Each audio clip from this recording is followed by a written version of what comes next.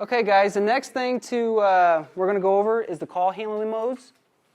And just keep in mind that there's 5 different types. And if you look under the name, where it says Training 1, Training 2, or whatever it displays, it should say Standard. And Standard is the mode that you want to be in 90% of the time. And this will just ring normal. The reason for this is if you're in a meeting, you could put your phone into the meeting mode, and it's essentially you won't be bothered. It'll go straight to voicemail. So if you're in a meeting, you put the mode in a meeting, and it will go straight to voicemail. Same thing with if you're out of the office. If you go to lunch real quick, you could put your phone in out of office mode, and it will go to voicemail. Same thing with extended absence. If you're on vacation for a long period of time, same thing. And then also, too, the custom feature is something that you can set up. So if you put in this mode, custom mode, you can have it forward to another call. You can forward it to your cell phone.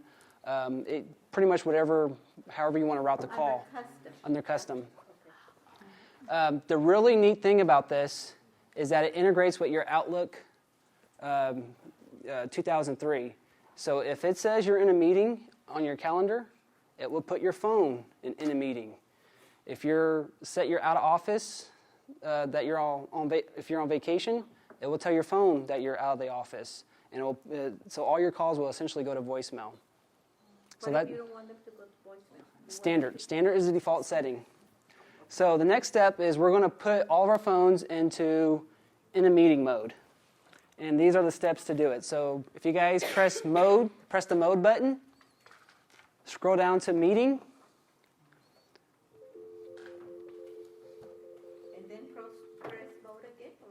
Press the mode, scroll down to desired mode, so if you're in a meeting, and then press the OK button. You should notice your lights will light up a different color.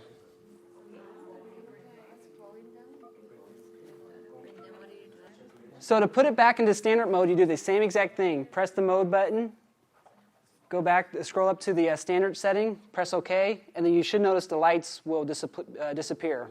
The next portion of the class is the communicator. So if you have a computer in front of you, go ahead and hit Control-Alt-Delete and type in the password. And everyone should have like a window like this displayed on their screen. Okay, so this is called the ShoreTel Communicator, and it pretty much acts as a phone that is on your computer. And a lot of times we find out that once people get comfortable with this, they actually use this more than they actually use their phone. Everything that we just went over is exactly the same, except it's in a soft format. And we'll kind of go through everything. So if you notice up here, right here is your extension. And then right here you have all your call mode, or how to answer, send a voicemail, hang up, transfer, conference. Claudia, you mind dialing 1740? So guys, Claudia's going to call me at 1740.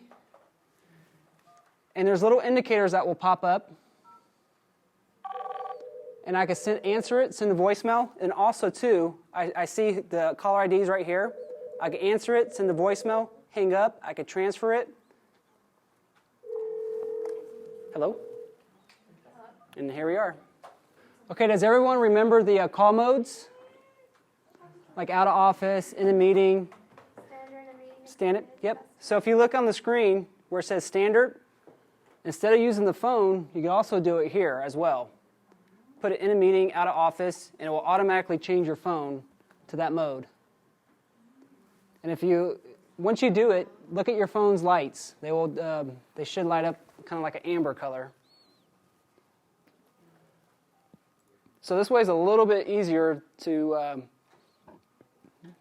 see versus going through the phone method. The history, remember the history button on your phone?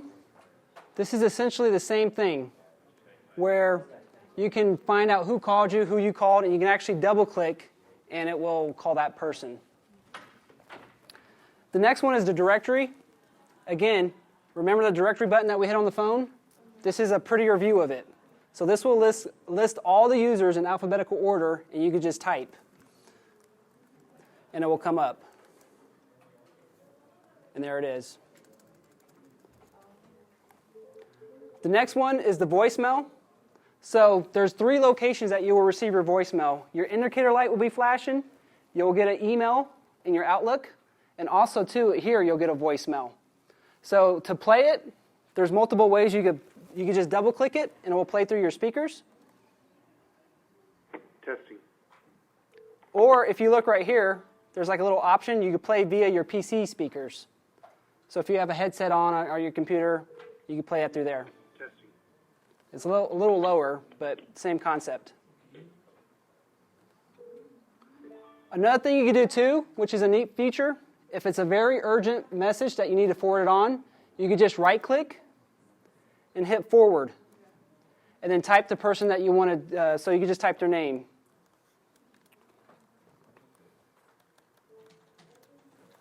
And then you could also append your message to it. So if you want to say, please look into this, this customer has been waiting a very long time, they're very upset, and then you can send that message in regard, it'll be attached to the message that they sent, and then hit send.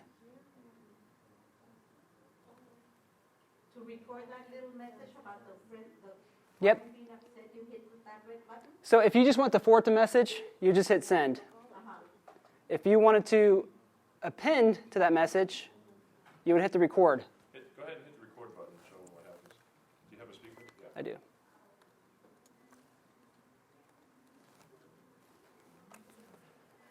Please look into this. It's an urgent matter. Thank you. So I just sent that message to test phone 2, which I believe is over here. So to answer your question, he just sent a voicemail to this particular phone right here and appended the voicemail with that short message. So please listen to this message. It's very urgent. But where does the person that is receiving the message, where does it show that it's urgent? Main menu. To listen to your messages, press 1. To send. Please look into this urgent matter. Thank you. This is a test. So this is a test was the original message that I forwarded. Save. So essentially, you could just add onto that message. Remember that your voicemails will also go to your email. So right here, this was an earlier message that we did. It brings up the little play box. Testing. And the last thing, too, remember, everything's integrated. So all your contacts,